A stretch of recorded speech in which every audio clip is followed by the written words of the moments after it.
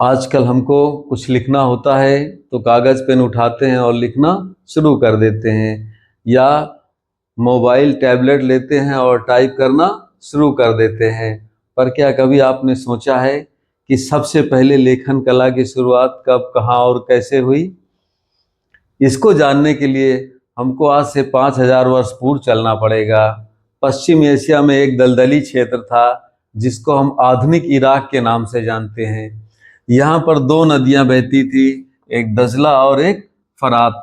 इन्हीं दोनों नदियों के बीच में एक सभ्यता विकसित हुई जिसको हम मेसोपोटामिया की सभ्यता के नाम से जानते हैं। कक्षा 11 में लेखन कला एवं शहरी जीवन के नाम से पाठ है। यहाँ पर शहरों का विकास तेजी से हो रहा था, व्यापार भी बढ़ रहा था, बड़े बड़े व्यापारी आ गए थे। बड़े व्यापारी छोटे व्यापारियों को उधार देते थे, और उधार याद रखना व्यापारी और दुकानदार दोनों के लिए मुश्किल हो रहा था। यहीं पर लेखन कला की शुरुआत हुई। इसकी पूरी जानकारी के लिए कृपया वीडियो के अंत तक बने रहें। तो थोक व्यापारी जो है बहुत से फुटकर छोटे व्यापारियों को सामान उधार देते थे। तो उसको याद रखने के लिए इन लोगों ने एक तरीका अपनाया, या एक तरीका निकाला। चिकनी मिट्टी ले लेते थे, उसको आटे की तरह अच्छे से गूंथ लेते थे। फिर आधुनिक टैबलेट की तरह एक चौकोर पट्टी बना लेते थे। उसी पट्टी में नोकदार कलम से दबा दबा करके गीली मिट्टी में निशान बना लेते थे।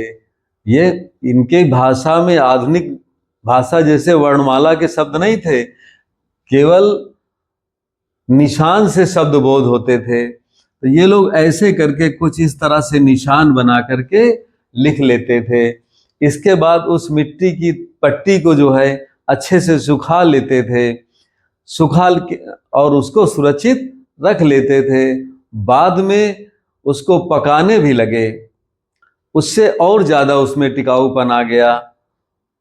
जब दुकानदार वापस जाता था और पैसा वापस कर देता था तो उस पट्टी को उसी के सामने तोड़कर फेंक दिया जाता था। लिखने की इस कला को कीलाकार लिपि के नाम से जाना जाता है, क्योंकि कील जैसे अक्षर बनते हैं या कील की तरह दबा करके लिखा जाता है, इसलिए भी इसको कीलाकार लिपि कहा जाता है। यह कीलाकार लिपि बड़े व्यापारियों से होते हुए राजा, और राजा से मंदिर के पुजारियों तक पहुंच गई।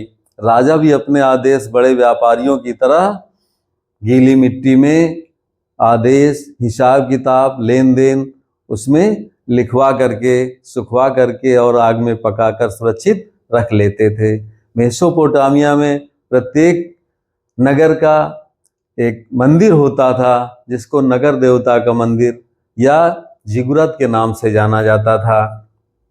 वहाँ मेसोपोटामिया के नगरवासी और आसपास गांव वाले मंदिर में भेंट चढ़ाते थे, अपने नगर देवता को भेंट देते थे।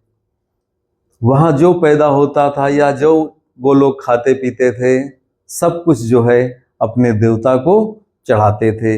यहाँ तक कि दूध, दही और मछली तक चढ़ाते थे। तो वहाँ मंदिर में बहुत सारी सामग्री, अनाज और दूसरी वस्तुएं इकट्ठा हो जाती थी, और कभी कभी गांव वालों को बीच में अनाज की या और किसी सामग्री की वस्तु की आवश्यकता पड़ती थी तो मंदिर से उधार ले आते थे, और जब उनकी व्यवस्था हो जाती थी या फसल तैयार हो जाती थी तो मंदिर को वापस कर देते थे। इस तरह व्यापारियों की तरह पुजारियों को भी मंदिर का पूरा हिसाब किताब रखना पड़ता था।